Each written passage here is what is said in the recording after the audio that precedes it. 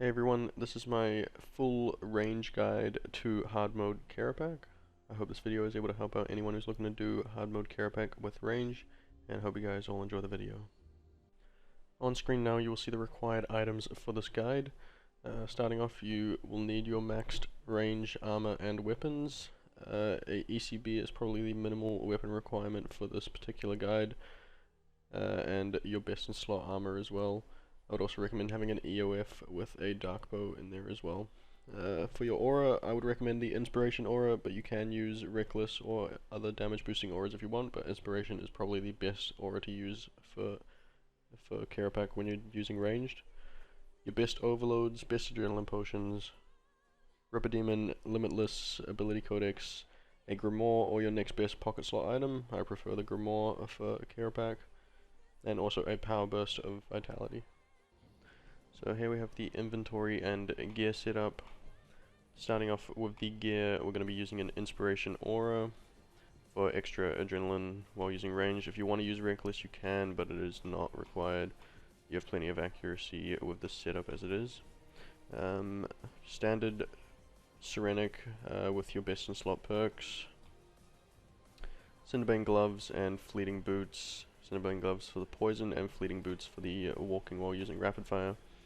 I'm using a Grimoire to help with the last phase. It's probably the best pocket slot item to use for the last phase since it's the hardest part of the boss. I like to prioritize that. But if you want to use a book, Scripture of Fool, or just a different pocket slot item, that can work as well. Blightbounds and your best in slot cape. Ideally one of the Zuck capes, whether it's the range or the hybrid one. A Essence of Finality with a dark bow in it. And then your Pernix quiver with your sets of bolts. If you don't have a Pernix quiver, just bring both sets of bolts in your inventory. And a Reaver's ring for extra crit chance. In the inventory we've got the ECB, which will be your main DPS item. Unless you have one in an EOF, then bring that. A EOF with a Searing Godbow, Bladed Dive switch, Shield switch, Planted Feet switch, and also a Ring of Vigor. For your ultimates, Luck of the Dwarves is optional, but if you want to increase your drop chance, then maybe bring one of those. 3 rune pouches, you can set it up to only need 2, but this is just for Smoke Cloud and Spellbook swap to use Disruption Shield. I was just too lazy to take the runes out and put them into different pouches, but yeah. For your potions, a Weapon Poison, 1 dose just to get it out of your inventory. A Elder Overload, or whatever overload you can use. Adrenaline renewals, ideally if you don't have adrenaline renewals unlocked, just your best adrenaline potion. Some spiritual prayers for your Ripper Demon. Power burst of vitality for the last phase. Some vulnerability bombs, and then the rest is just food. I only bring 3 brews and some solids. You don't really use food until the last phase, and the brews aren't really going to out-heal the damage that Kerapac can put out, so make sure you have a decent amount of solid food. So to start off the kill, you want to Surge Bladed Dive to the back of the arena, and then get ready to Def Swiftness. Start off with a Def Swiftness, Adrenaline Pot, place your Von Bomb, and then Ingenuity Humans, target cycle Smoke Cloud into a Needle Strike and an SGB. From here you want to use a Dazing Shot and then an ECB Spec into a Ricochet and then Snapshot, then Walk Under with a Rapid Fire. From here you just want to continue your ECB rotation until the next spec. If you have a look above my prayers on this video, you'll see the abilities that I'm using with the ability tracker. Once he starts the jumps, you want to run out of your Def Swiftness about 5 tiles and then escape back when he's about to jump on top of you. Do that for the first 2, and then for the last jump you just want to let him jump on you so that he resets on the same, so he stands on the same spot where you are. And just continue here with another ECB rotation. If you get good enough hits, you might be able to skip the lightning spec, but it won't be guaranteed with range. Starting phase 2, you want to straight away time warp and Def Swiftness, and your time warp rotation should be a Ricochet into a dark bow, Ricochet, and then build up to a dark bow, and then once your dark bow is active, you want a Limitless rapid fire. And then your time warp will reset, and since you've got rapid fire going and you have fleetings, you can walk under him for the staff spec. After that, After time warp resets, you also want to use a dark bow and then get up another ECB. Same thing again for the jumps, walk out a little bit, and then escape back.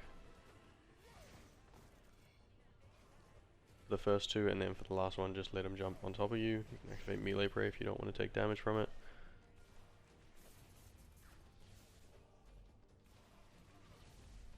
Once you get to the lightning spec on the second phase, there'll be 2 sets of lightning, so just surge through the first one and then just bladed dive through the next.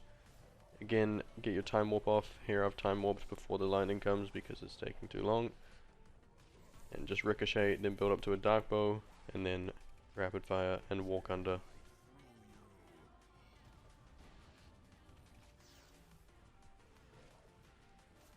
So I'd recommend getting 1 ECB spec inside your Death Swiftness after your time warp ends, and then also another one after your Death Swiftness ends.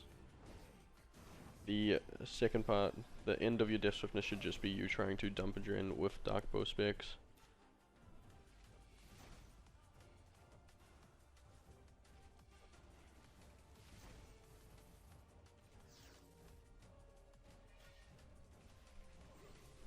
When you're approaching phase 3, if you don't think you're going to be able to skip the lightning, which I do in this kill, but if you're not going to, just don't DPS him because you don't want to enter the last phase with lightning. Starting off on the P4, you want to Vitpot the north clone, jump to the west clone, and then Death Swiftness with a time warp between the south and west clone. Start off with a Ricochet and another basic until you can use a dark bow, then dark bow, and then limitless, and use either a snapshot or a rapid fire. Here you just want to prioritize spamming the dark bow as much as you can. Just keep building a Dren with your Hydrix bolts. Dark bow, since it's a spec, has increased accuracy and therefore is the best way to get rid of the clones. Once you've killed the first 2 clones, walk over to the last echo and start with a time warp and a Death Swiftness. Since I got a relentless here, I'm going to dark bow, then ricochet, and then what you want to do is you want to get a devotion off before your time warp ends. So if you need to use limitless, do that. But you want to get at least a dark bow and a devotion off in there, and then hopefully kill the echo before your devotion runs out. That way it'll get extended.